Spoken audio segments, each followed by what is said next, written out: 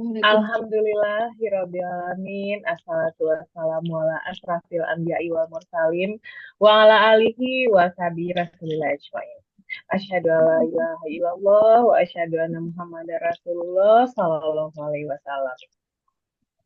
Selamat pagi Bapak Ibu. Semoga Bapak Ibu dalam kondisi sehat pada pagi ini.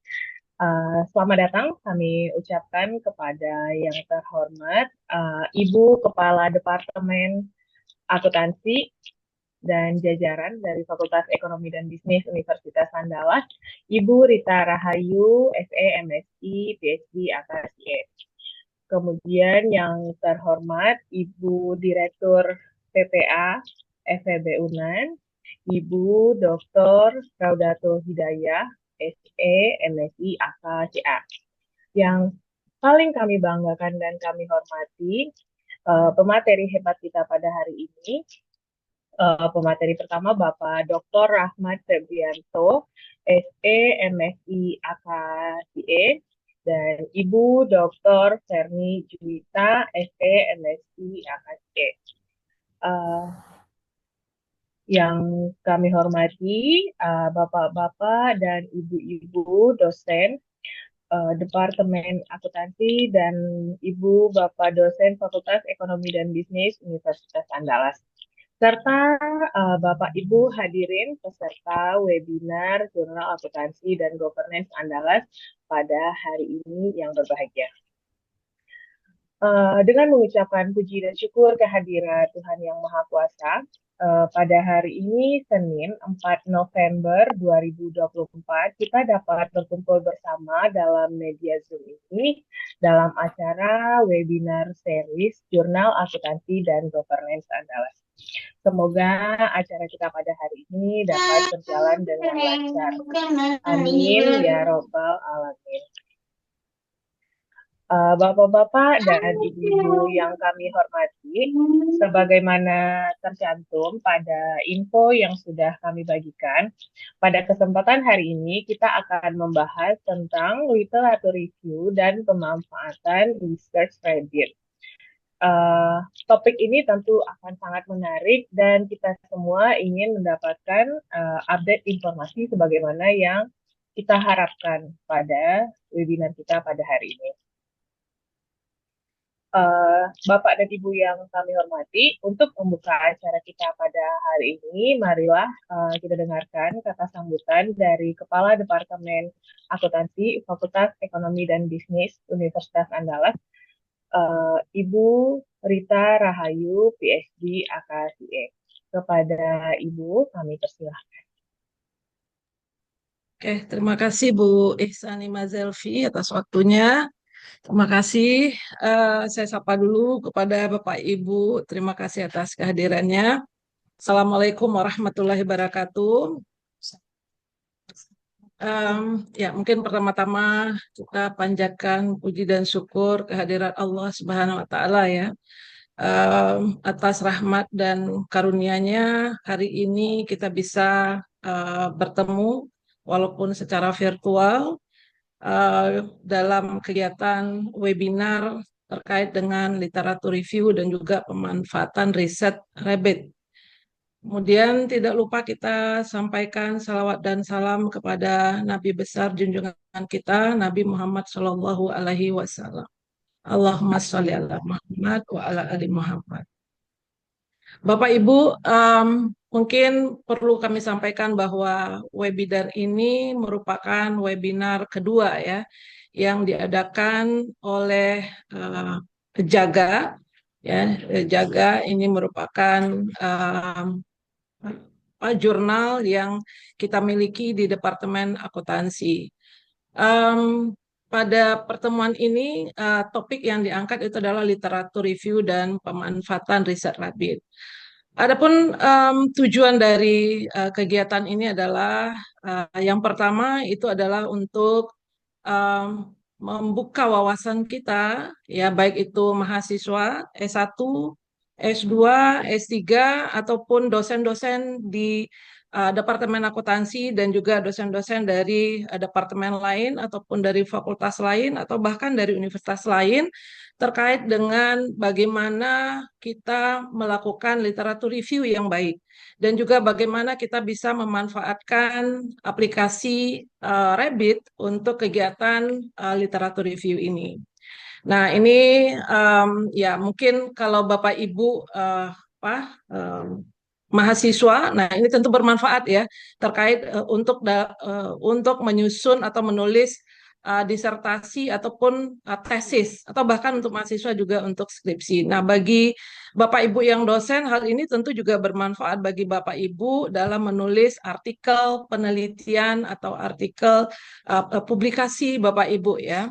Nah, kami di Departemen Akuntansi ini berharap bahwa kegiatan-kegiatan serupa seperti ini itu akan terus dilanjutkan atau terus dilakukan untuk mendorong publikasi dan mendorong kemampuan menulis ya, baik itu mahasiswa ataupun dosen. Dan dengan mendorong atau meningkatkan kemampuan menulis, mudah-mudahan tingkat publikasi di Departemen Akuntansi khususnya dan di mahasiswa umumnya dan juga di tempat Bapak Ibu umumnya itu bisa lebih meningkat. Nah, hari ini kita kedatangan narasumber yang sangat kompeten. Ada Ibu Ferni Juwita. Bu Ferni ini adalah alumni atau doktoral alumni dari PDIM, ya, program Doktor Ilmu Manajemen Universitas Andalas, dan juga ada Bapak Rahmat Febrianto. Pak Dr. Rahmat Febrianto ini adalah dari dosen akuntansi alumni dari UGM. Beliau berdua memiliki apa ya kemampuan dan juga pengalaman yang banyak dalam melakukan riset dan beliau berdua juga publikasinya juga sudah banyak terbit ya, sudah banyak publikasi di jurnal internasional bahkan di jurnal internasional bereputasi Scopus. Nah, kami berharap kegiatan ini bisa bermanfaat dan kami berharap Bapak Ibu bisa mengikutinya dengan baik. Mudah-mudahan apa yang disampaikan oleh narasumber itu bisa meningkatkan kemampuan Bapak Ibu dalam menulis terutama terkait dengan literatur review. Mungkin tanpa memperpanjang mukadimah ya, kita buka kegiatan ini dengan mengucapkan Bismillahirrahmanirrahim dan kita beri kesempatan dan waktu kepada narasumber kita. Demikian saya ucapkan terima kasih. Assalamualaikum warahmatullahi wabarakatuh. Waalaikumsalam warahmatullahi wabarakatuh. warahmatullahi wabarakatuh. Terima kasih Ibu Rita Rahayu PhD yang telah membuka acara kita pada hari ini. Semoga acara kita pada hari ini dapat berjalan dengan lancar. Amin ya Rabbal Alamin.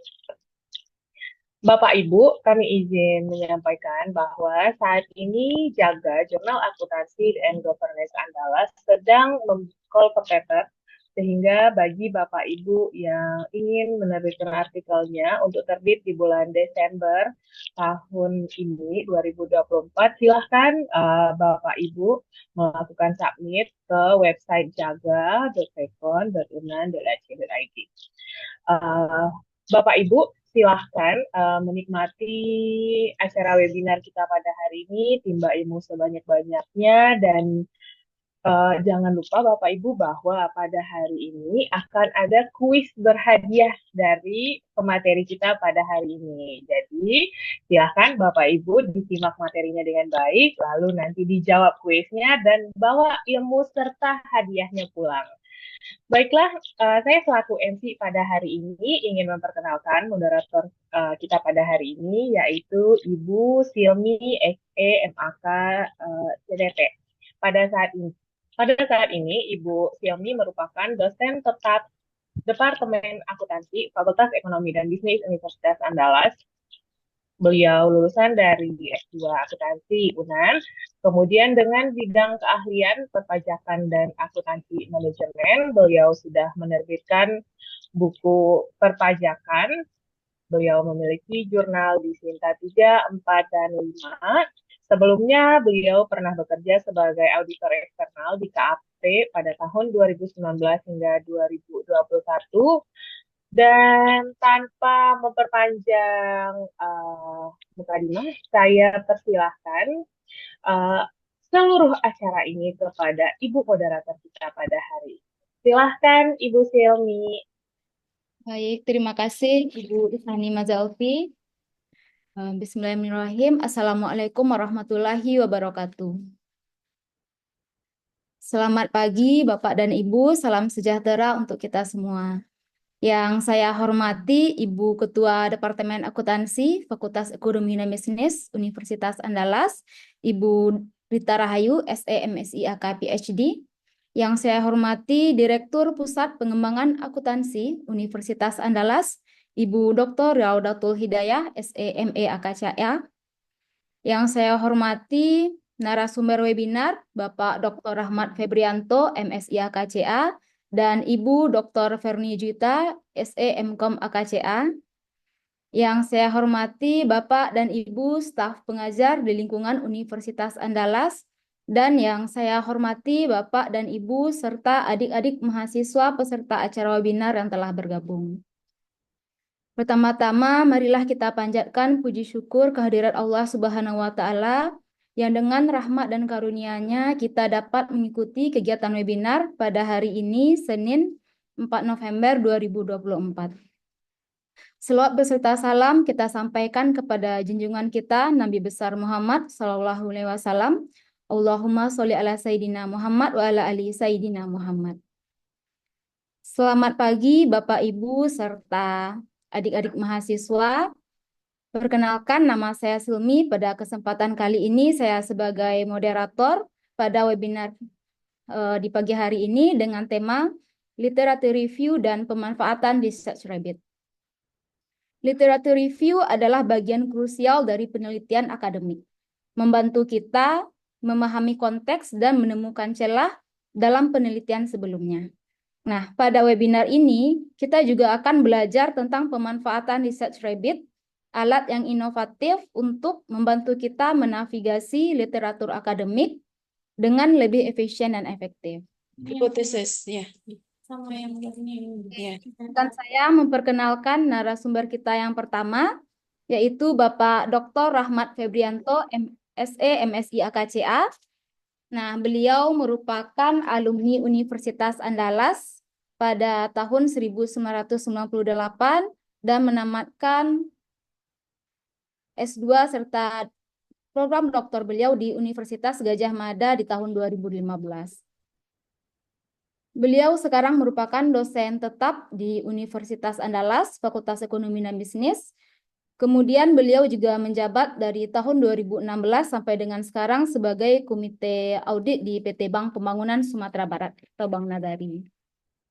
Untuk area keahlian beliau itu di Financial Accounting, Research Methodology, Behavioral Accounting, dan Auditing.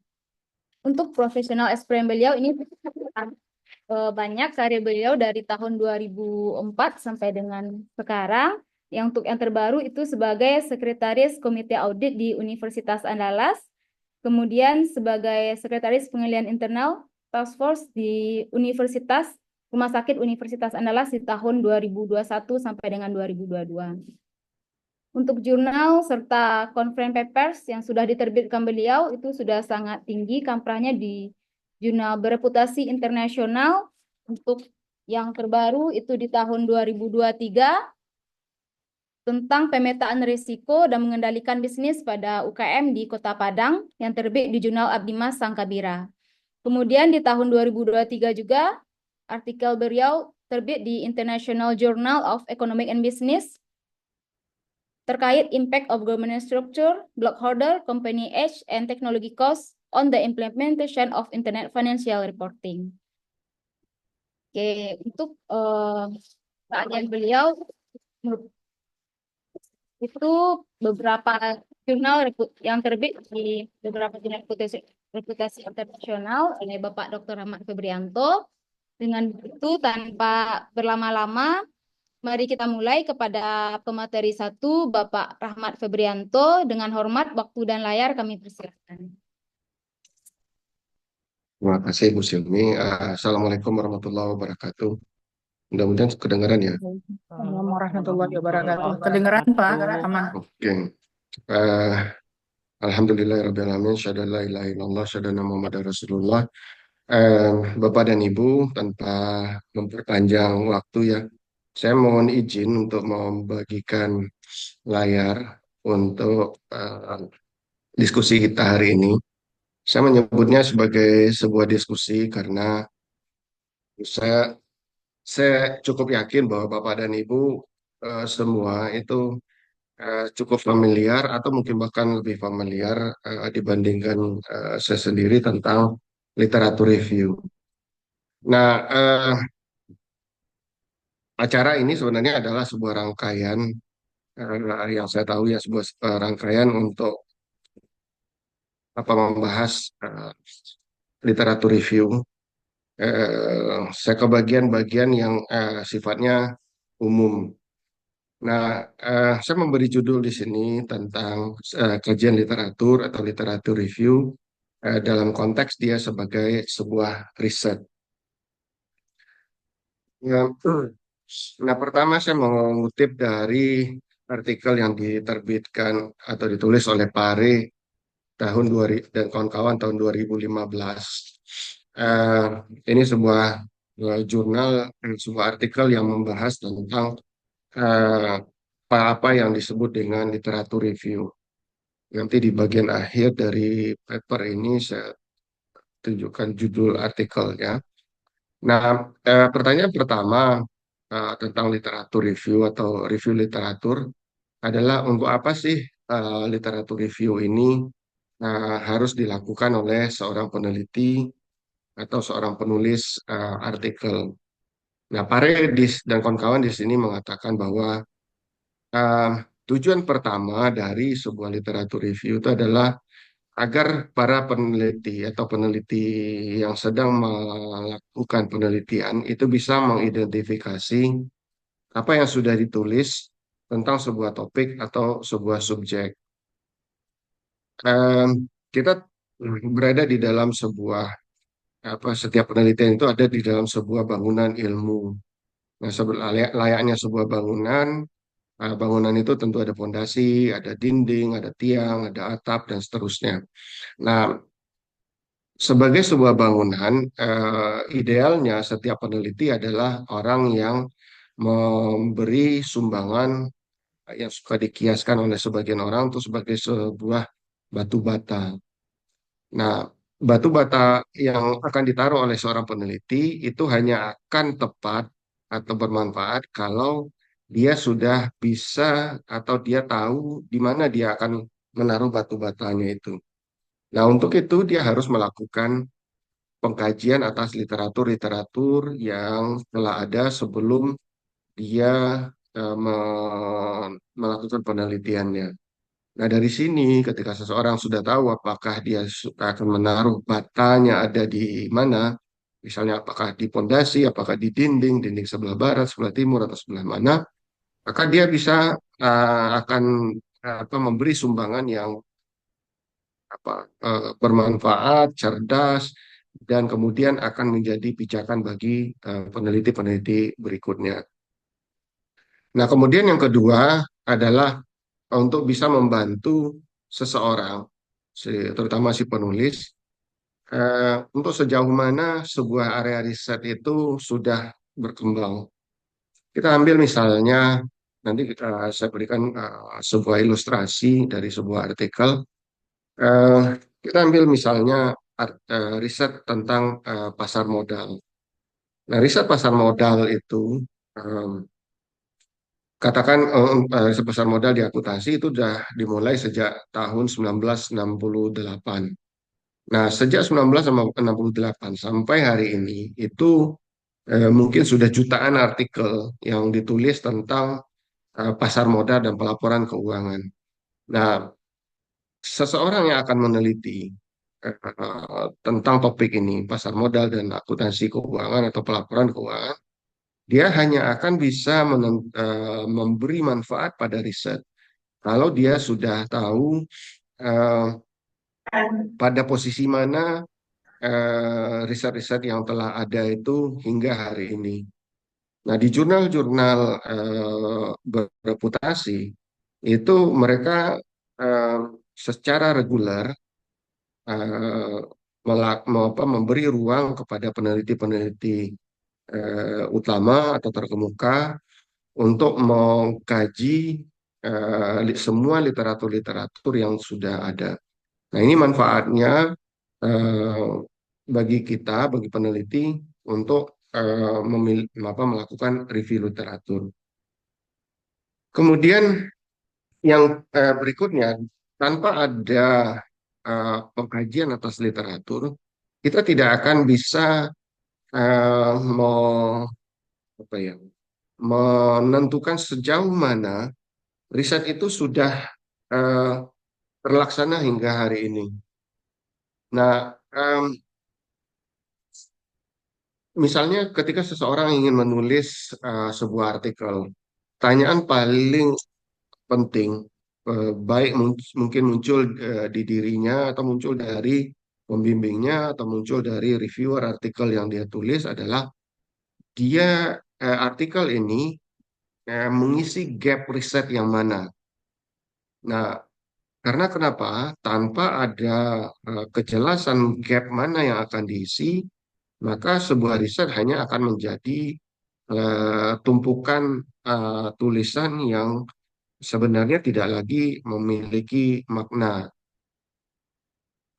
Kemudian yang keempat, adanya literatur review ini akan membantu kita untuk bisa menghasilkan suatu rerangka, kalau bukan teori ya, suatu rerangka yang baru atau framework yang baru untuk hubungan antar variabel, misalnya, atau menjelaskan bagaimana sebuah variabel berhubungan dengan variabel yang lain.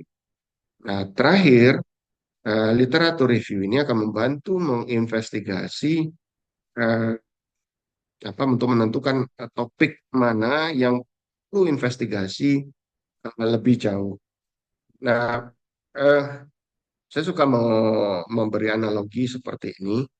Dengan melakukan literatur review, itu ibaratnya seorang peneliti itu mencoba menapak tilasi langkah-langkah atau perjalanan sebuah riset hingga ke suatu titik, katakan titik waktu ya, misalnya 2024.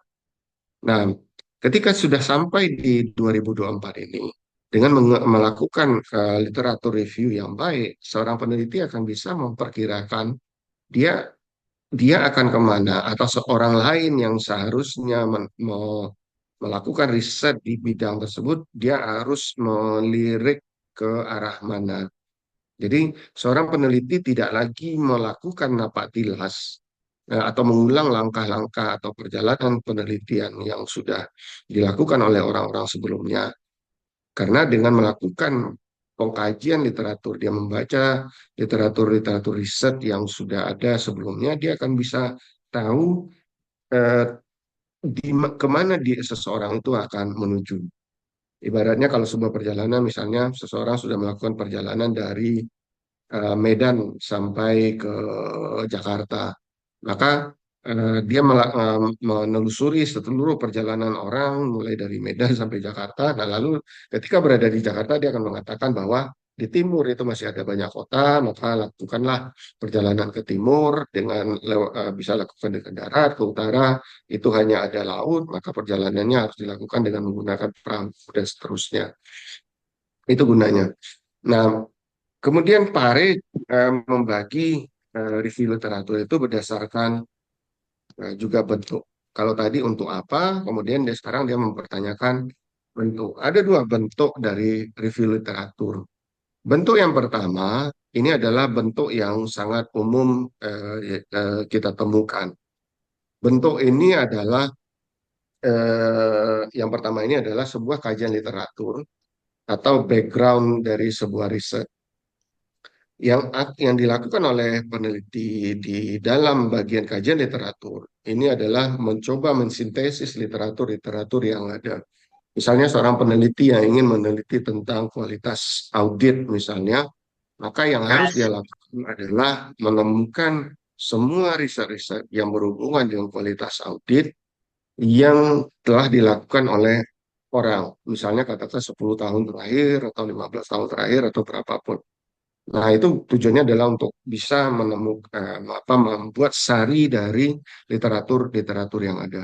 Nah, hanya kalau seseorang sudah menghasilkan sintesa, dia baru bisa menemukan gap di bidang ilmu yang sedang dia kaji. Karena kalau tidak menelusuri artikel-artikel yang sudah ada, kita tidak akan pernah bisa mengatakan bahwa atau menyimpulkan bahwa ada gap riset yang perlu diteliti. Karena ada prinsip semacam semacam apa ya, semacam guyonan. eh, Big Apples itu sudah dipanen seluruhnya oleh para ilmuwan sebelum kita. Maka yang tersisa hanyalah apple small apple atau little apples. Nah, yang perlu kita lakukan adalah menemukan little apples yang mana yang perlu diteliti. Nah, kemudian yang ketiga untuk memberikan landasan teoritis untuk penelitian yang sedang diusulkan, sehingga kalau dilihat dari ciri-ciri seperti ini, 3 poin ini, eh,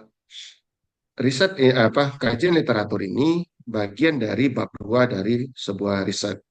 Kemudian ada tambahan dari Sylvester tahun 2013. Eh, Literatur review kalau dilihat untuk dari segi bentuk, yang pertama tadi bermanfaat untuk menegaskan masalah penelitian. Di dalam umat sekarang itu masalah penelitian itu ada kurang lebih 4 ya. Ada isu praktik, isu peningkatan kualitas yang sudah ada untuk menemukan bukti empiris, atau yang terakhir untuk menolak atau mendukung sebuah teori. Nah, review literatur tugasnya adalah untuk menegaskan masalah penelitian satu dari yang 4 tadi. Kemudian ini bisa untuk menjustifikasi bahwa sebuah riset itu punya nilai tambah. Karena poin yang kedua ini adalah poin yang paling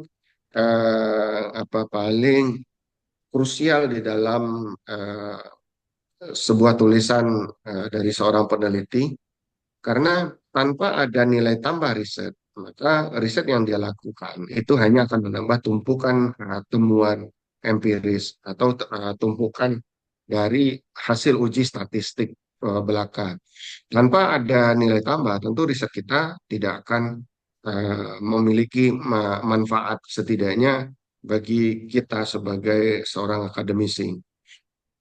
Kemudian terakhir adalah untuk memvalidasi metode atau pendekatan untuk studi yang sedang diusulkan, karena riset tersebut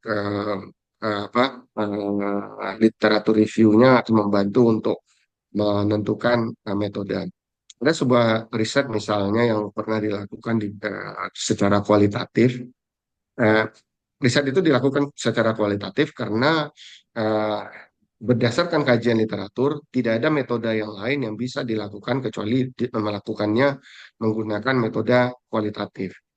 Riset itu kurang lebih pertanyaannya adalah bagaimana apakah seorang gelandangan itu memiliki brand awareness. Artinya ketika seorang gelandangan, mohon maaf ya, seorang gelandangan mengumpulkan botol mineral, apakah dia akan mengambil botol merek A, merek B, merek C secara random, atau dia milih-milih gitu. Nah, kajian literatur si peneliti itu tidak menemukan cara yang lain bahwa metode yang paling tepat itu adalah metode kualitatif. Akhirnya dia memilih metode tersebut. Kemudian yang kedua, kajian literatur ini yang nanti eh, Bu Ferni mungkin akan membantu kita dan juga mungkin Bu Ika akan membantu kita bahwa eh, kajian literatur adalah riset itu sendiri. Jadi kalau bagian yang pertama tadi, kajian literatur itu adalah bagian dari sebuah penelitian. Nah, yang kedua ini, kajian literatur adalah riset itu sendiri. Jadi kajian literatur ini adalah sebuah paper untuk tujuan paper itu sendiri. Nah, ini cukup banyak ternyata. Saya iseng semalam googling itu dengan gunakan kata kunci literatur review di Google Scholar itu muncul 4 juta hits gitu. Artinya ini ya itu secara kasar itu berarti cukup banyak di Google Scholar. Kalau kita pecah-pecah nanti berdasarkan bidang keilmuan mungkin jumlahnya juga cukup banyak. Nah, eh, apa yang menjadi tujuan dari riset berupa literatur review ini? Nah, riset ini adalah sebuah riset yang istilah Bu Ika yang kemarin presentasi, dia menjadi amal jariah bagi si peneliti itu sendiri karena dia menyediakan dirinya riset itu sebagai titik awal yang kokoh, yang solid bagi para peneliti di bidang yang sedang dikaji kalau dia ingin melakukan penelitian di bidang tersebut.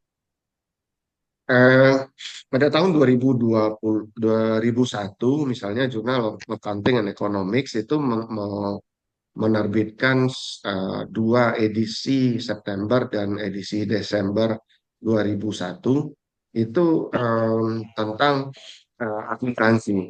Itu cukup banyak, tidak hanya akuntansi keuangan, tapi juga ada perpajakan, corporate governance, dan lain-lain.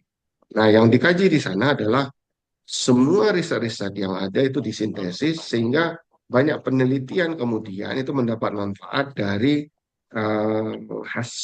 tulisan tersebut. Nah, saya ngambil dua buah contoh saja di sini. Pertama penelitian Luft dan Schild tahun 2003. Ini 2003, dia juga ada di 2006. Jadi ada dua outlet riset yang digunakan oleh paper ini. Kemudian ada penelitian kami, Widya Stuti dan Febrianto di 2009. Saya ingin menunjukkan apa yang dilakukan oleh Luft dan Schild dulu sebentar.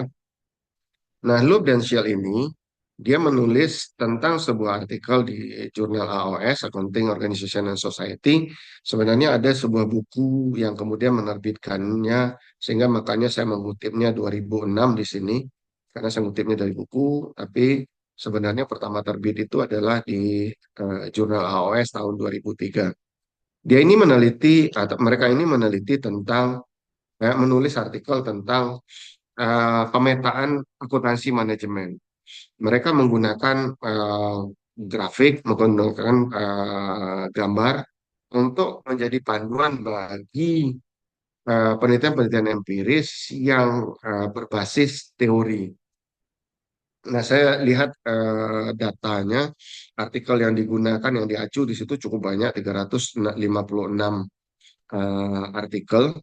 Kemudian dia sudah di site, ada dua data yang berbeda. Kalau menggunakan data Elsevier itu 375, tapi kalau menggunakan data set AI itu jauh lebih banyak. Ada 400, 500 tambah sekitar 200, jadi sudah sekitar 600 kutipan terhadap artikel ini. Nah, apa yang dia lakukan? Dia lakukan di sini, dia membuat peta seperti ini. Dia lakukan apa? Saya zoom bisa ya. Gambar yang ada di sebelah kiri layar Bapak dan Ibu itu adalah eh, nama variabel dan hubungannya dengan variabel yang lain. Ada nomor-nomor di situ, ada gambar panah, ada panah solid, ada panah putus-putus. Nah, setiap panah itu menggambarkan hubungan antar variabel. Nah, setiap nomor itu menggambarkan urutan artikel. Jadi misalnya kiri atas di sini itu FBP ke SLS, berarti variabel FBP, frequency of budget feedback, dengan SLS, Superiors Initiating Structure of Leadership, penulisnya adalah De Coster dan Vertakis tahun 68. Nah, tujuan di sini membuat peta seperti ini adalah untuk menjadi panduan bagi siapapun yang kemudian meneliti untuk mengisi gap atau menentukan gap mana yang perlu mereka isi atau masih perlu dilihat. Kemudian kita kembali ke sini. Ada dua tipe ternyata tentang artikel atau penelitian literatur review ini. Ada yang sifatnya sistematik, ada yang sifatnya naratif. Kita lihat yang naratif dulu, yang sistematik ini bisa kita lihat. Nah, yang naratif itu pertama tujuannya adalah untuk membahas state of the art suatu ilmu atau suatu topik yang spesifik. Eh, Kalau misalnya eh, saya ambilkan di sini, ini contoh tahun 2001 di Journal of Accounting and Economics ada SP Kotari itu menulis state of the art tentang capital market research di accounting. Eh, Dia hanya satu dari banyak peneliti akuntansi ternama yang diundang oleh JAE untuk menulis pada tahun 2001 tersebut. Nah, penelitiannya ini tujuannya adalah untuk membahas state of the art dari apa, riset tentang pasar modal dan akuntansi keuangan atau pelaporan keuangan. Banyak riset lain yang membahas state of the art tersebut. Ada yang macam-macam, hampir semua keilmuan itu mungkin sudah ada atau hampir semua topik itu sudah ada orang yang menulis artikel tentang state of the art-nya. Nah, uniknya yang akan berbeda dengan metode sistematik atau pendekatan sistematik adalah mereka tidak menentukan database atau metode tertentu untuk melaksanakan review. Kalau Bapak dan Ibu familiar dengan systematic literature review, maka Bapak dan Ibu tahu ada istilah Prisma, ada istilah PICO, ada yang lain-lain, dan ada proses untuk penyaringan artikel sehingga artikel tersebut dilakukan. Maka di dalam artikel yang naratif ini itu tidak dengan sistematik mereka menentukan database yang mana yang akan mereka ambil dan langkah-langkah yang akan mereka lakukan. Termasuk di sini adalah bagaimana mereka menentukan sebuah artikel, apakah artikel itu akan diambil untuk di-review atau tidak diambil untuk di-review. Misalnya kalau menggunakan Prisma, itu pasti akan dinyatakan misalnya ngambil dari database Scopus, ngambil dari database Elsevier atau yang lain untuk menjadikan artikel tersebut bisa di-review atau tidak. Nah, kalau ini nyaris semaunya saja. Tapi karena semaunya itu, maka yang menulis adalah orang-orang yang memiliki kualifikasi yang memadai. Kemudian eh, tentu tujuannya adalah agar bisa para pembaca mendapatkan pengetahuan terbaru tentang sebuah topik. Nah, berbeda dengan yang naratif, maka yang sistematik itu melakukan langkah-langkah yang review yang terencana menggunakan metode yang sistematik dan eksplisit. Nanti di dalam webinar lanjutannya kita akan, saya dengar akan bisa pemaparan tentang bagaimana menulis menggunakan systematic literature review ini. Tapi intinya itu ada review yang terencana, metodenya jelas, eksplisit, kenapa sebuah artikel masuk, kenapa sebuah artikel tidak masuk, itu jelas. Nah, kemudian dia melakukan evaluasi secara kritis atas temuan-temuan studi yang dipilihnya. Ini saya ambil dari sebuah buku untuk yang membedakan antara mana yang naratif dan mana systematic literature review. Em, Apa untuk membedakan topiknya, apa pendekatan yang dilakukan. Misalnya di naratif itu pertanyaannya masih broad, ya sementara yang SLR itu sudah spesifik. Nah, biasanya sumber-sumbernya tidak ditentukan secara khusus, sehingga akan memunculkan bias. Nah, saya ingin mencontohkan yang dilakukan oleh Kotari ini. Kotari 2001, kalau dari kategori yang barusan kita lihat itu, maka Kotari ini menulis artikel pada tahun 2001 ini, kita kelompokkan sebagai artikel yang naratif. Dia mengatakan di sini, saya ambil dari bagian pendahuluannya bahwa yang dia lakukan adalah mereview riset tentang hubungan antara pasar modal dengan pelaporan keuangan pada periode 1980 sampai 1990. Kenapa begitu? Dia menyatakan bahwa periode sebelumnya itu sudah direview oleh dua artikel. Satu ada Lev, ada yang kedua ada Olson. Lev dan Olson, yang kedua oleh Bernard. Nah, dia mengatakan kemudian yang menarik di sini adalah Tulisannya akan menawarkan hipotesis tanding, competing hipotesis, dan penjelasan atas temuan-temuan tersebut. Bapak Ibu yang pernah membaca tahu persis bagaimana detailnya artikel ini. Kemudian dia menyampaikan isu-isu yang belum terpecahkan. Nah, ini manfaat dari sebuah artikel literatur review, baik itu yang naratif maupun yang sistematik, adalah dia memberikan isu kepada kita, apa yang belum terpecahkan, sehingga menjadi modal bagi seseorang untuk melakukan riset mendatar. Nah, peneliti yang akan memulai riset itu sebaiknya memulainya dari sebuah artikel yang berisi review tentang sebuah topik tersebut. Nah, ada yang menarik di sini yang menunjukkan bahwa dia naratif adalah saya menulis menurut my own taste gitu, dan ininya sendiri apa dia bilang di layar saya tertutup, tapi intinya adalah saya menulis yang sesuka saya gitu karena diberi my own taste and my own interest. Jadi dia diberi kebebasan dan dia minta kebebasan itu dia pakai. Eh, nah, riset Kotari ini kemudian kita lihat di sini cukup banyak dikutip oleh orang ya. Ada 1.900 ditambah 600, ada sekitar 2.500 kutipan yang pernah dicatat oleh mesin ini, AI ini, yang pernah menggunakan acuan ke Kotari. Itu yang tertangkap oleh mereka, yang tidak tertangkap mungkin lebih banyak lagi. Nah, artikel yang digunakan oleh Kotari itu cukup banyak, referensinya 554, ini ada sekitar 22 halaman. Itu khusus mendaftar artikel-artikel yang dia jadikan referensi. Bandingkan misalnya dengan sistematik literatur review, itu rata-rata di bawah 100 artikel, bahkan ada hanya beberapa puluh. Nah, karena tujuannya tadi.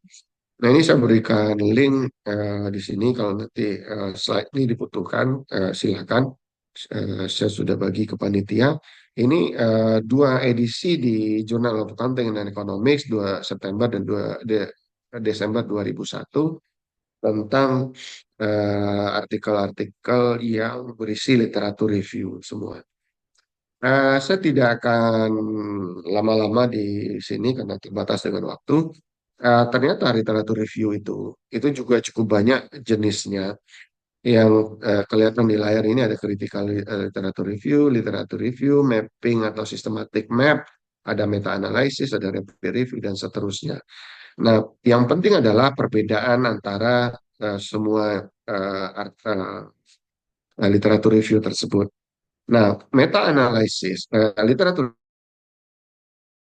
review itu ada yang cenderung kualitatif.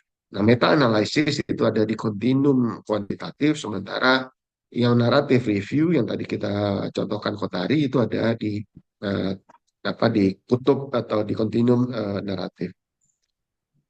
Ini artikel, oke, saya kira cukup dulu. Saya kembalikan kepada Bu Simi sebagai moderator. Nanti mudah-mudahan ada yang bersedia menerima buku ini sebagai hadiah. Hanya buku chapter, tidak buku saya. Terima kasih, Bu Simi.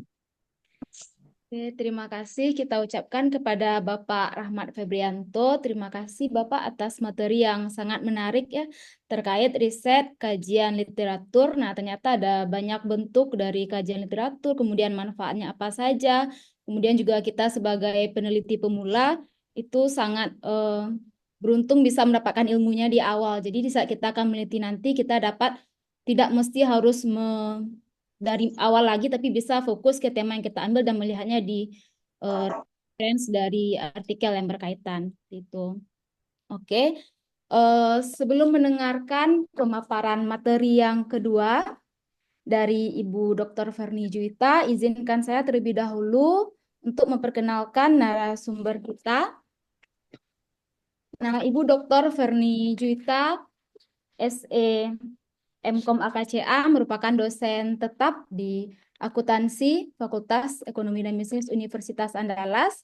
Kemudian beliau menamatkan program doktornya di program doktor ilmu manajemen di Universitas Andalas. Kemudian untuk sekarang juga beliau menjabat sebagai Sekretaris Departemen Akuntansi Fakultas Ekonomi dan Bisnis Universitas Andalas dari tahun 2024. Oke, nah, beliau sudah menerbitkan buku referensi tentang pengolahan data dan perancangan database bagi akuntan menggunakan Microsoft Excel dan Microsoft Access di tahun 2019. Kemudian juga dari 2 buku tentang sistem informasi akuntansi bagi mahasiswa 3 akuntansi tahun Ngajar toro Senin, makanya aku tanggal biru. publikasi nasional telah terbit dari sejak tahun 2017 hingga 2024 ada di 1 itu tentang dataset on online impulsive buying behavior of buy now pay later users and non-buy now pay later users in Indonesia using the stimulus organism response model. Kemudian beberapa jurnal internasional lainnya yang terbit di Q2. Kemudian juga banyak untuk jurnal yang sudah terbit di jurnal nasional bereputasi mulai dari Sinta 5 hingga Sinta 2. Oke, pada sesi ini kita akan mendengarkan pemaparan materi dari pemateri 2 kita, Ibu Ferni, tentang pemanfaatan riset Rabbit AI dalam penelusuran literatur.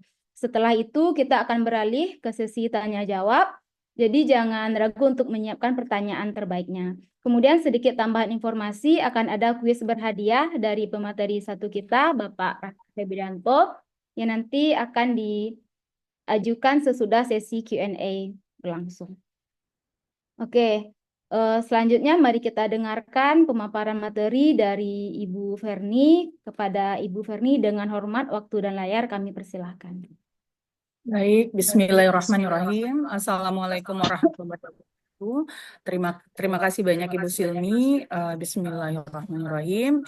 Yang saya hormati Ibu Ketua Departemen kita, Ibu Rita Rahayu, kemudian Ibu Ketua PPA yang juga merupakan pimpinan tim pengelola jaga, yaitu Ibu Raudatul Hidayah. Kemudian narasumber kita Bapak Rahmat Febrianto yang sudah memberikan kajian dan pemaparan mengenai literatur review yang sangat detail dan rinci. Berikutnya juga yang saya hormati seluruh staf mengajar dari Departemen Akuntansi pada khususnya dan juga Fakultas Ekonomi dan Bisnis Universitas Andalas pada umumnya. Demikian juga dengan Bapak, Ibu, hadirin, teman, adik-adik yang hadir pada hari ini untuk berpartisipasi aktif pada webinar kita mengenai literatur review. Saya mohon izin untuk share screen PPT yang akan saya gunakan pada presentasi kali ini.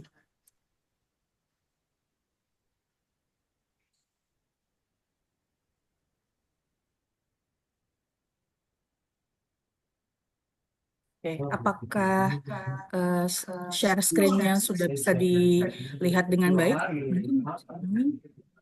Udah, Bu. Ya, baik. Terima kasih Bapak Ibu sekalian. Jadi kalau bicara tentang literatur review, maka dalam setiap aktivitas penelitian, pencarian ide, mulai dari pencarian ide ya, kemudian perumusan masalah, kemudian mendapatkan dukungan atau meyakinkan pembaca atau siapapun yang akan melihat hasil dari penelitian yang kita lakukan hingga pada bagian kesimpulan dan implikasi itu kita memang biasanya membutuhkan dukungan dari literatur akademis. Pada saat kita mencari ide pun, kita harus tahu posisi dari penelitian yang akan kita lakukan itu sebenarnya ada di bagian mana, kekhususan mana yang belum banyak diteliti orang dan ingin kita manfaatkan gap-nya atau celahnya untuk bisa kita gali ya, dan menghasilkan penelitian baru yang bermanfaat dan berkontribusi pada peningkatan literatur maupun teori pada field tersebut. Nah, pada saat kita akan mencari literatur, biasanya terutama di SLR ya, itu proses penemuan dan penentuan keyword itu sangat menentukan keberhasilan kita untuk mendapatkan literatur. Jadi kalau misalnya kita bilang bahwa belum ada literatur yang membahas topik yang ingin kita angkat itu belum tentu keadaannya seperti itu. Kenapa? Karena bisa saja topik tersebut sudah diangkat oleh orang lain tapi menggunakan keyword atau bahasa yang berbeda. Misalnya ketika saya mengerjakan tesis doktoral saya, disertasi doktoral saya fokus kepada penggunaan buy now pay later. Nah, pada saat saya cari dengan keyword tersebut, maka tidak terlalu banyak artikel yang sudah membahas itu. Karena mulai dari tahun 2020 itu popularitas buy now pay later baru akan naik. Nah, ternyata ada beberapa artikel yang menggunakan itu istilah bukan buy now pay later ataupun credit pay later, tapi kredit konsumsi atau kredit konsumen. Nah, jadi kemudian kalau kita menggunakan publish and perish, itu juga sangat heavy atau sangat ditentukan oleh pilihan keyword yang kita gunakan. Sehingga jika kita mendapatkan, mencari keyword yang tidak tepat, maka mungkin hasil dari literatur review yang akan Bapak dan Ibu atau teman-teman serta adik-adik dapatkan mungkin tidak akan sesuai dengan yang kita maksudkan dan kita inginkan. Maka berdasarkan berbagai keterbatasan pada aplikasi-aplikasi maupun website yang mungkin biasa kita gunakan dalam penelusuran literatur, Research Rabbit AI menawarkan sesuatu yang berbeda. Nah, kalau kita lihat dari sisi definisinya, dia merupakan alat bantu berbasis AI. Jadi ini sudah berbasis artificial intelligence yang akan membantu Bapak Ibu, teman-teman maupun adik-adik untuk melakukan analisis bibliometrik dan membantu peneliti menemukan artikel jurnal dan merekomendasikan artikel berdasarkan pencarian. Jadi kalau tadi kita lihat Pak Rahmat Febrianto gitu ya menggunakan Elsevier tadi pada mapping manajemen accounting ya kalau saya nggak salah. Nah kemudian ada site di dalamnya. Nah dengan Research Rabbit dua-duanya bisa kita dapatkan di dalam satu aplikasi. Jadi kalau ada yang bertanya ini sebenarnya sama viewer ya atau ini sebenarnya mirip sama aplikasi grafik dari hasil penelusuran literatur yang sudah kita dapatkan, maka si Research Rabbit ini sebenarnya membantu kita dari awal ketika kita menemukan literatur langsung dibantu visualisasinya. Jadi nanti akan saya lihatkan ketika kita demo penggunaan Research Rabbit. Untuk itu mungkin saya tidak akan berlama-lama mengenalkan fitur utama ya Bapak Ibu. Yang pertama kita bisa membuat kategori dan koleksi. Jadi pada Research Rabbit, Bapak Ibu nanti akan bisa membuat folder-folder mirip dengan yang kita punya pada Windows Explorer. Tapi di dalamnya itu isinya adalah literatur-literatur yang Bapak Ibu masukkan ke dalam koleksi dan kategori yang Bapak Ibu mau. Kemudian, jika Bapak Ibu memiliki artikel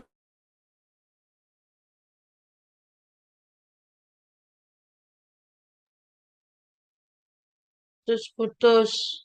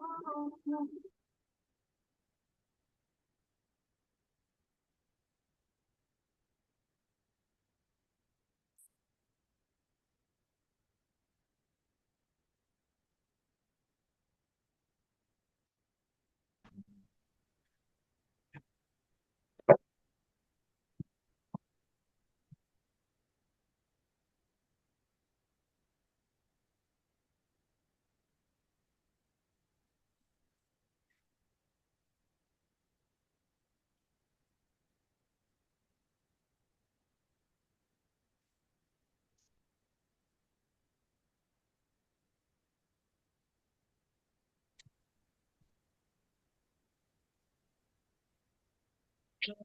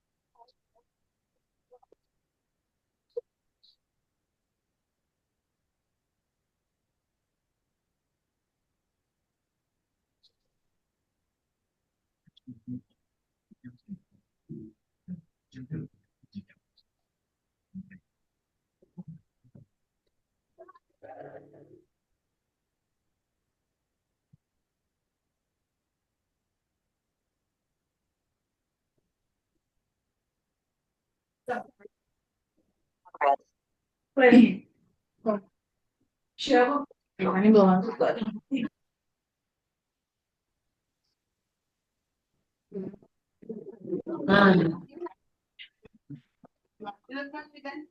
Mohon maaf Bapak dan Ibu sekalian, saya nggak tahu ada apa dengan gangguan sinyal sepertinya. Saya izin share screen kembali. Jadi kalau tadi kita lagi berbicara tentang fitur utama dari, sebentar ya Bapak Ibu, mohon maaf sekali. Ya, jadi kalau kita sedang berbicara mengenai fitur utama tadi dari penggunaan Research Rabbit, maka kita sudah masuk ke fitur ketiga, yaitu bisa mengomentari dan memfilter artikel yang sudah kita kumpulkan pada setiap kriteria. Jadi kalau Bapak Ibu punya 100, 1000, 500, kemudian di dalamnya itu Bapak Ibu ingin memisahkan antara kriteria artikel utama yang Bapak Ibu lakukan atau Bapak Ibu gunakan, atau misalnya kalau kita ngomongin tentang finansial literasinya kemana gitu arahnya, Bapak Ibu ingin membuatkan komentar tertentu, maka di dalam si Research Rabbit itu Bapak Ibu bisa lakukan. Kemudian yang terakhir, setiap artikel yang Bapak Ibu temukan melalui Research Rabbit itu bisa dieksplor melalui penulis atau melalui topik. Jadi ada dua. Jadi tidak hanya Bapak Ibu harus menggunakan keyword tertentu atau topik tertentu. Jadi biasanya penelusuran si Research Rabbit ini dilakukan melalui beberapa artikel utama yang memang sudah Bapak Ibu pegang atau Bapak Ibu yakini akan menjadi panduan referensi utama dalam pencarian topik, pencarian ide maupun pencarian literatur yang akan Bapak Ibu lakukan. Jadi misalnya kalau dalam finansial literasi misalnya ya, bidang finansial literasi itu ada namanya Maria Lusardi. Nah, kita bisa pakai Maria Lusardi dulu untuk start awal dari kita mencari. Tidak harus kita pakai finansial literasi, karena bisa aja kata kuncinya bukan finansial literasi yang akan mengeluarkan semua artikel tersebut. Nah, untuk lebih jelasnya, manfaat ini bisa kita percepat saja dengan menggunakan Research Rabbit. Diharapkan bahwa aplikasi ini akan membantu Bapak Ibu dalam menemukan artikel yang relevan dengan lebih cepat, tanpa harus pusing dengan keyword yang Bapak Ibu harus hafalkan, harus cari, harus pikirkan alternatifnya dan sebagainya. nanti dari setiap artikel, satu artikel itu bisa akan terlihat jaringan-jaringan dari berbagai artikel yang ada di dalamnya. Selain itu, fitur-fitur yang ada di Research Rabbit juga memungkinkan Bapak Ibu tidak berdasarkan kepada keyword saja, tapi bisa mencari similar word. Jadi bisa jadi dari sisi variabelnya, dari sisi topiknya, atau dari sisi industrinya, atau dari sisi yang lainnya. Nah, dengan kemudahan yang Bapak Ibu dapatkan dari sini, diharapkan itu dapat meningkatkan kualitas penelitian Bapak Ibu.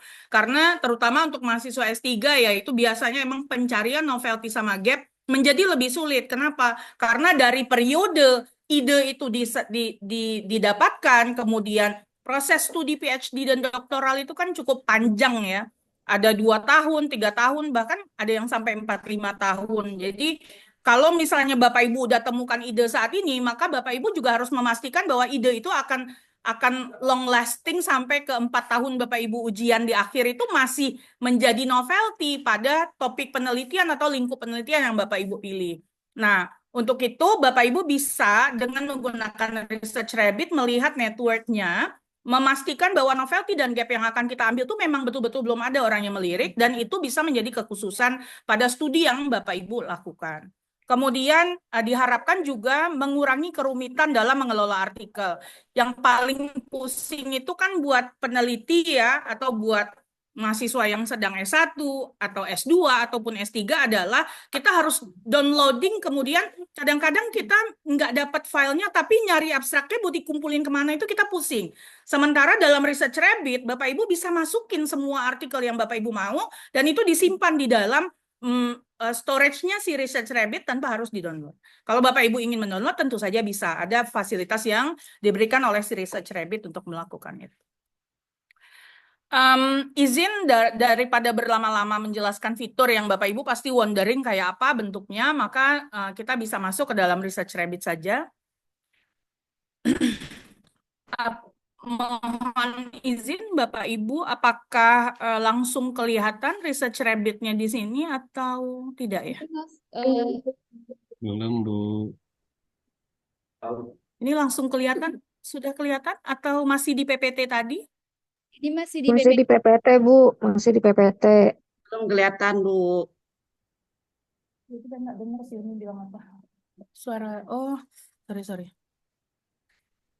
Sebentar ya Bapak Ibu. Bentar.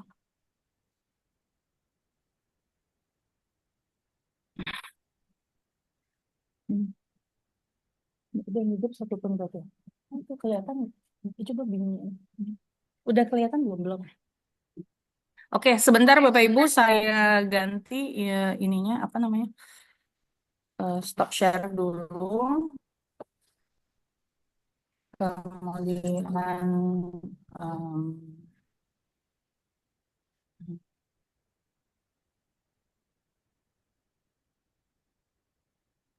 jadi ini apa namanya tampilan dari Research Rabbit-nya. Bapak Ibu tinggal mengetikkan saja www.researchrabbit.ai karena memang dia berbasis AI, dan satu kabar gembira buat kita semua adalah Research Rabbit ini tidak berbayar. Jadi dia mirip dengan Sci-Hub apa namanya proses pencarian dananya, yaitu kalau Bapak Ibu merasa terbantu dan ingin berdonasi, maka Bapak Ibu bisa mengklik donate di sini. Untuk masuk ke dalam Research Rabbit, Bapak Ibu bisa masuk melalui login, atau ini karena saya udah punya akunnya, maka saya tinggal login, tapi Bapak Ibu juga bisa masuk dengan sign up dulu. Jadi kalau belum punya ya harus di sign up dulu. Nah, kalau Bapak Ibu belum punya dan akan sign up, maka seperti ini tampilannya. Tapi untuk saya, karena saya sudah ada akunnya,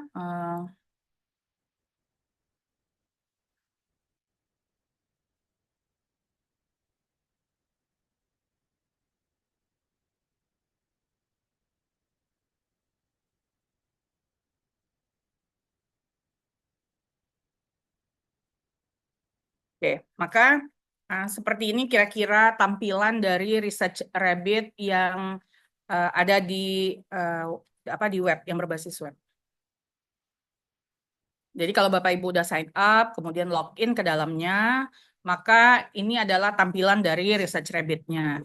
Bapak Ibu bisa memulai new collection di sini, kalau misalnya Bapak Ibu ingin memulai yang baru. Kalau misalnya di dalam collection itu ada new kategori yang Bapak Ibu ingin bikinkan, itu bisa. Bapak Ibu bisa lihat di bawah, saya udah punya collection.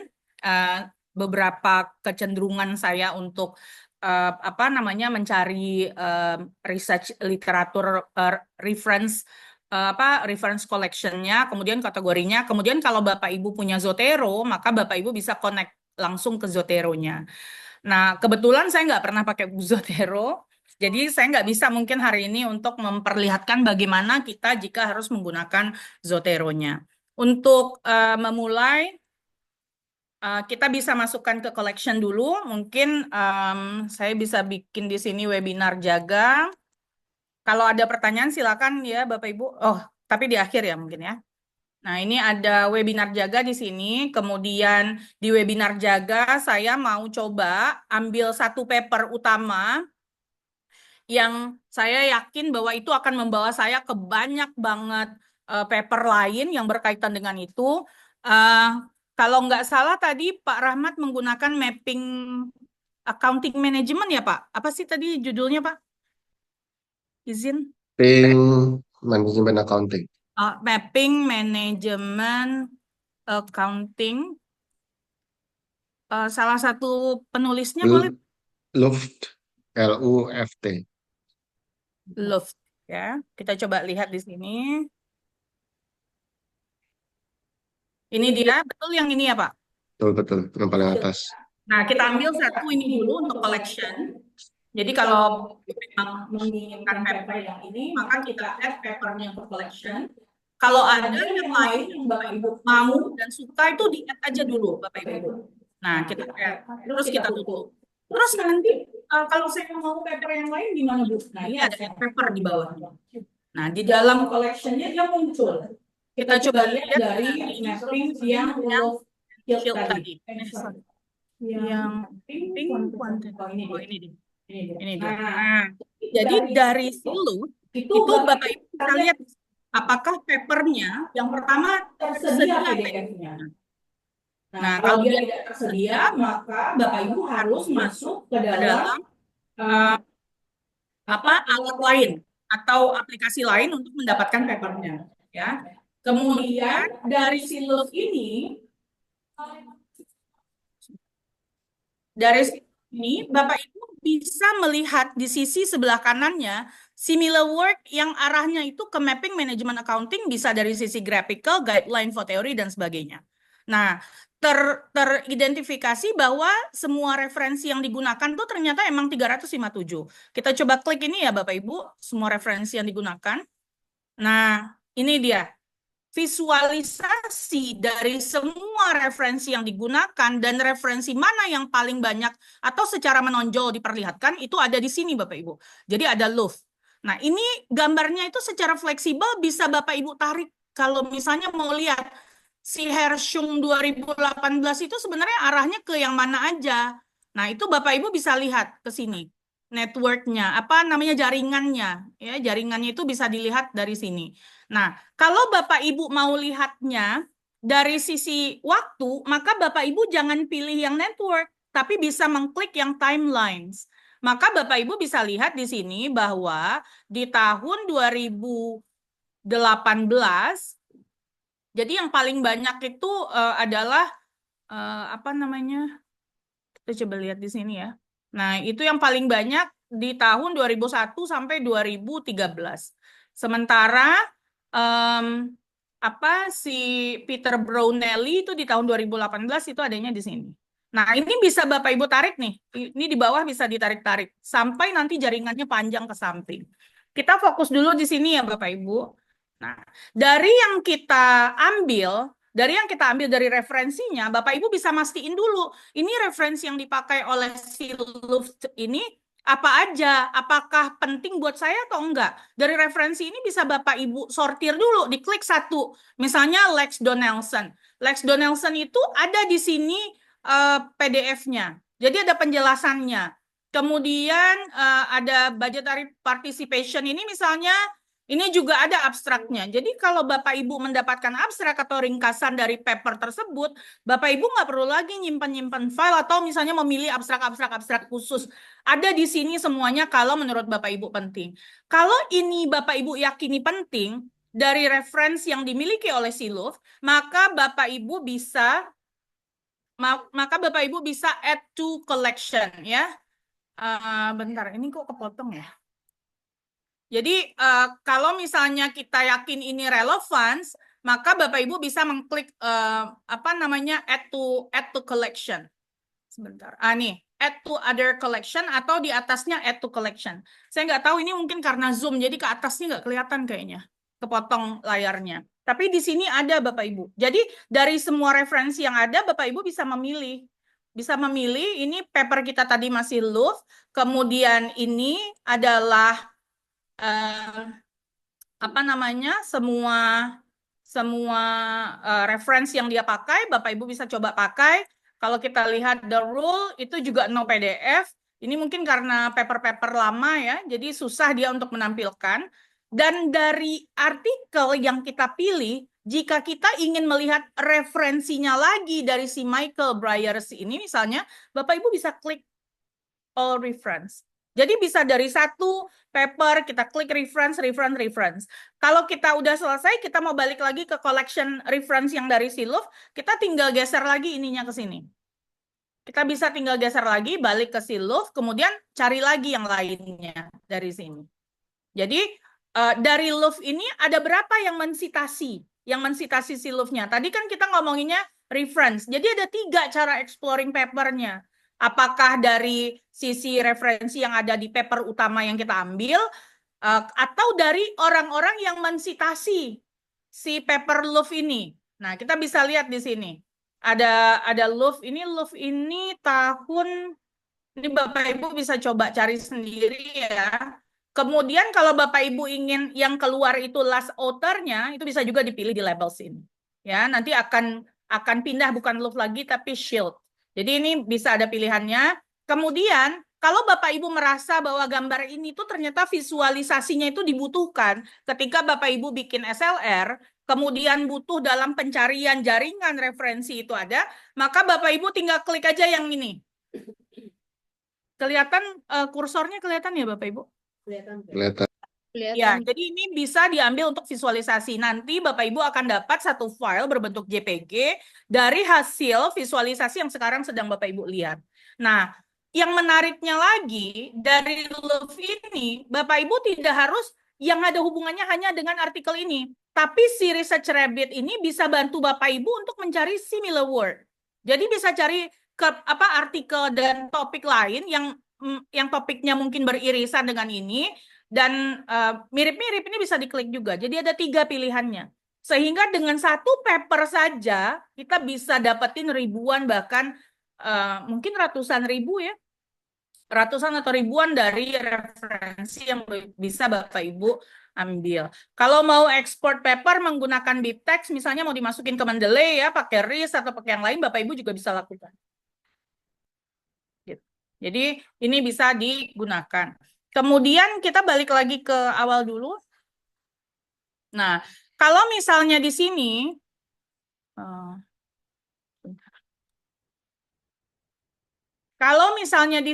Bapak Ibu ingin memberikan komen, ya, atau memberikan catatan terhadap salah satu yang Bapak Ibu pilih untuk diambil. Misalnya, let's say kita ambil yang Siluf tadi ya.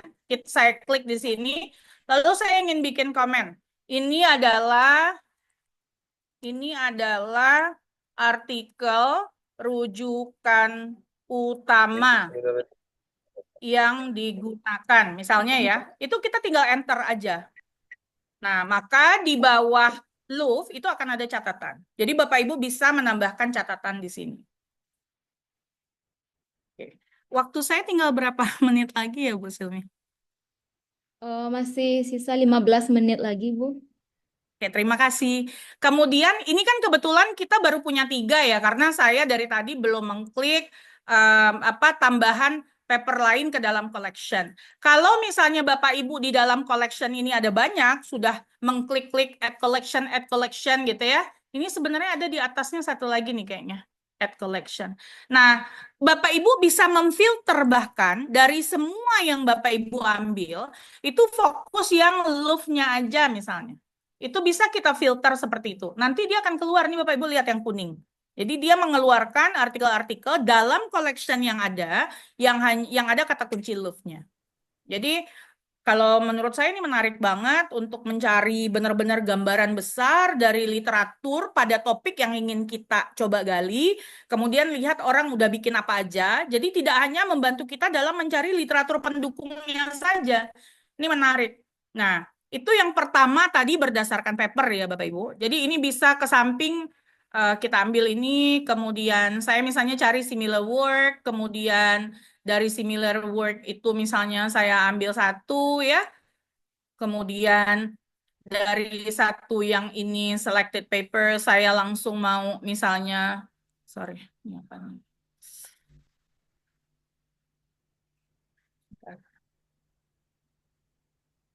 Ini misalnya dari ini saya mau yang management control, satu paper, terus yang selected paper itu saya mau cari lagi all citation, dia bisa panjang sampai ke samping.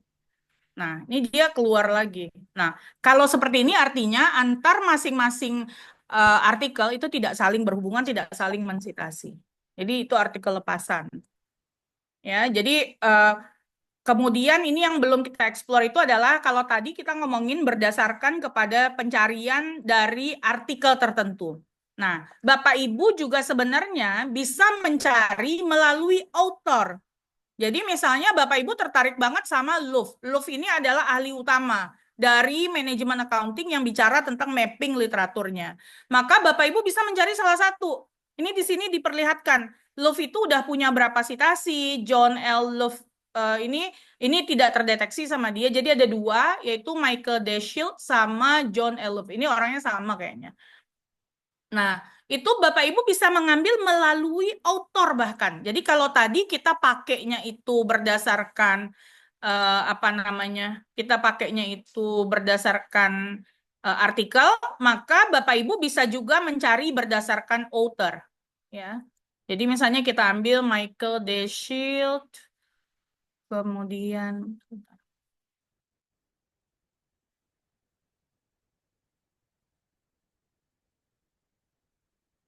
kita bisa klik Michael Deschild. Ini kenapa nggak keluar ya? Atau misalnya suggested author, kita coba Peter Brownell ya. Connection between eight author. Jadi atau sebentar, kita coba new kategori, kita pakai di sini Loft, ya. Kita enter, kemudian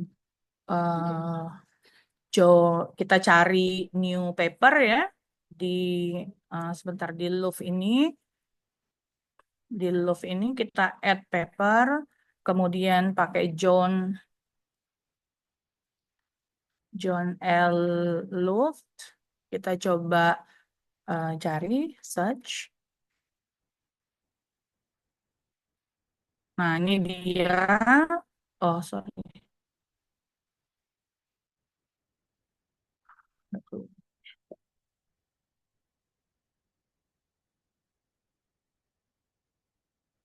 Jadi network yang Bapak Ibu bisa cari di sini itu tidak hanya dari sisi artikelnya saja, tapi juga bisa dari Love-nya. Jadi ini misalnya ada Love ya, 2016 kita add to collection.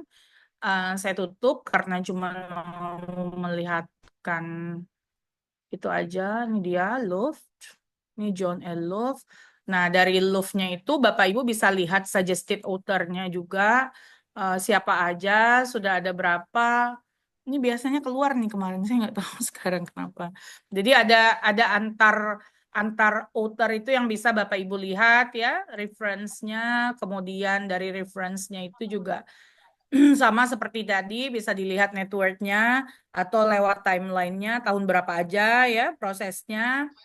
Kemudian kalau Bapak Ibu mau filtering di sini tentang budgeting misalnya ya, dari semua yang ada maka bisa aja yang budgeting dilihat di filter, kemudian dia akan men-search sesuai dengan relevansinya. Kalau Bapak Ibu ingin melihat budgeting dari sisi siapa yang paling banyak citasinya, maka relevance bisa diganti jadi citation. Kalau Bapak Ibu ingin dari semua artikel yang Bapak Ibu punya di sini itu Bapak Ibu ingin melihat the most updated, maka Bapak Ibu bisa melihat mengklik referensi. Kalau Bapak Ibu ingin mengurutkan author dari sisi author ya, first author-nya saja pada artikel-artikel yang Bapak Ibu sudah punya di collection ini, maka Bapak Ibu bisa memilih first author, dia akan mengurutkan dari A sampai Z abjadnya, alphabetical ya. Kemudian last author juga bisa di sini. Kemudian kalau Bapak Ibu mau fokus yang ada abstraknya ya, ada abstraknya, maka dia akan menampilkan abstraknya saja. Kebetulan di sini saya belum punya banyak. Kalau Bapak Ibu ingin melihat ini tapi terganggu dengan visualisasinya, maka Bapak Ibu bisa mengklik hide connection. Jadi hide network-nya. Kalau Bapak Ibu ingin menampilkan kembali, maka Bapak Ibu bisa mengklik kembali connection, maka dia akan keluar. Jadi di sini di paling ujung kiri Bapak Ibu bisa lihat juga di situ juga diperlihatkan similar word-nya. Jadi kita nggak usah, dia sangat user friendly, memberikan alternatif beberapa fitur-fitur yang bisa Bapak Ibu akses dari menu di samping, diklik di samping paling kiri ya, atau melalui ini. Jadi kalau misalnya mau digeser-geser itu juga bisa. This author, kemudian suggested author dan sebagainya. Mungkin untuk sementara itu dulu. Nanti kalau misalnya ada yang ingin kita explore lebih jauh, saya persilakan. Terus terang saya juga mungkin menyebut kepada Pak Rahmat Febrianto, saya bukan ahlinya, tapi saya hanya berusaha untuk share. Jadi kita bisa diskusi nanti kalau misalnya ada yang ingin mendiskusikan topik-topik terkait dengan pemanfaatan Research Rabbit pada penelusuran artikel. Jadi sekali lagi saya underline bahwa ini tidak hanya untuk visualisasi saja, tapi ini adalah alat artificial intelligence yang memudahkan kita dari awal menelusuri literatur, kemudian membuat jaringan-jaringan antara artikel maupun antar penulis yang ada di artikel tersebut. Sekian dari saya untuk sesi ini. Saya kembalikan lagi kepada Ibu Silmi. Assalamualaikum warahmatullahi wabarakatuh. Waalaikumsalam warahmatullahi wabarakatuh. Terima kasih banyak kita ucapkan kepada Ibu Verni atas pemaparan materi yang sangat menarik terkait Research Rabbit.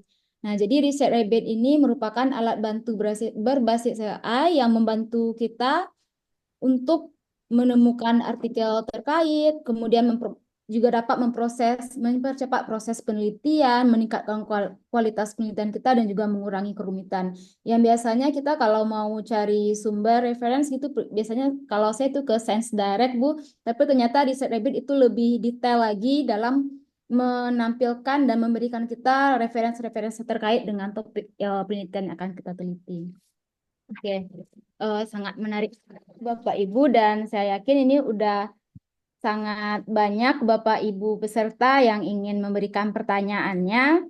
Nah, jadi bagi rekan-rekan peserta yang ingin bertanya, silahkan kirimkan ke kolom chat, atau jika ingin langsung bertanya bisa raise hand di fitur Zoom, sehingga kami akan mengatur pertanyaan agar bisa disampaikan secara berurutan. Oke, di sini sudah ada satu pertanyaan dari Ibu Endar dari Unram ya, Bu Endar. Iya, Bu Silmi. Silakan Ibu, Makasih. pertanyaannya akan diajukan ke pemateri 1 Bapak Rahmat Febrianto atau ke pemateri 2 kita Ibu Verni Juwita. Silakan Ibu. Terima kasih. Assalamualaikum warahmatullahi wabarakatuh. Waalaikumsalam warahmatullahi wabarakatuh. Saya mau minta penjelasan nanti diskusi dengan Pak Rahmat, dengan Oke. Pak Rahmat Febrianto terkait tentang review literatur. Tadi itu di PPT Bapak tadi itu sebenarnya sudah sering kali juga saya mendengarkan di saat kita waktu S3 juga. Cuman di sini tadi kan ada di dalam review literatur itu ada suatu kalimat yang menghasilkan rangka dan teori baru, Pak. Yang kalau ada rangka sih oke, memang sudah dari mapping-mapping itu, dari itu sudah bisa dibentuk satu rangka. Tapi yang kadang itu saya masih ragu, teori baru yang dimaksud tuh yang seperti apa, atau teori yang sudah ada, kemudian kita taruh di riset yang berbeda, ataukah combine dari teori-teori lain, kemudian muncul teori yang baru dengan riset tahun atau dengan kajian akuntansi yang berbeda atau bagaimana Pak? Nanti mau penjelasannya. Terus yang kedua, tadi Pak Rahmat menyampaikan bahwa peneliti itu dilewati dengan fondasi gitu nggih. Terus ada lagi bata-bata kayak gitu tadi Pak Rahmat sekilas yang saya dengar. Cuma saya berpikir Pak Rahmat, saya minta pendapat aja sharing. Gimana kalau suatu riset itu dilakukan dengan fondasi langsung ke atapnya. Hanya di tiang-tiang bangunannya itu tidak perlu bata-bata, tapi hanya tiang-tiang aja di pojok-pojoknya. Atau mana tiang diangkat terus langsung kita taruh atap gitu. Sehingga kan itu mempercepat suatu riset. Dan kita bisa langsung publish kayak gitu Pak. Jadi tidak perlu harus melalui riset apa step by step yang tadi Bapak sampaikan. Terus yang ketiga Pak, eh, tadi terakhir ada menjelaskan sekilas saya dengarkan tentang bagaimana sih mereview gitu ya. Mereview eh, saya itu kadang-kadang sulit untuk menolak suatu artikel. Jadi kalau misalnya saya mereview artikel, Pak, saya tuh sulit untuk menolak dengan banyak pertimbangan gitu. Akhirnya saya lolos-loloskan aja. Selama ini saya mereview. Walaupun dalam batin saya ini nggak lolos gitu. Karena dari kajian literaturnya kurang. Terus dari telaah-telaahannya, dari kajian tulisnya masih kurang. Tapi ada rasa ewo pekewo, nggak enak gitu, Pak. Istilahnya orang Jawa kan gitu, ada rasa seperti itu yang muncul di dalam benak saya. Akhirnya ya selama ini saya nge-review ya lolos-lolos saja. Nah, yang jadi benak saya itu bagaimana ya untuk menentukan itu sehingga kita itu oh ini langsung cut kayak gitu, ini langsung cut nggak usah dilanjut gitu. Terus yang kedua, bagaimana sih sistematika mereview, langkah-langkah sistematika mereview yang baik itu menurut Bapak? Mungkin hanya itu Pak Rahmat. Kalau untuk Ibu Verni, eh, bagaimana Bu menentukan? Enggak, saya cuma sedikit aja Bu. Saya tadi kurang paham soalnya.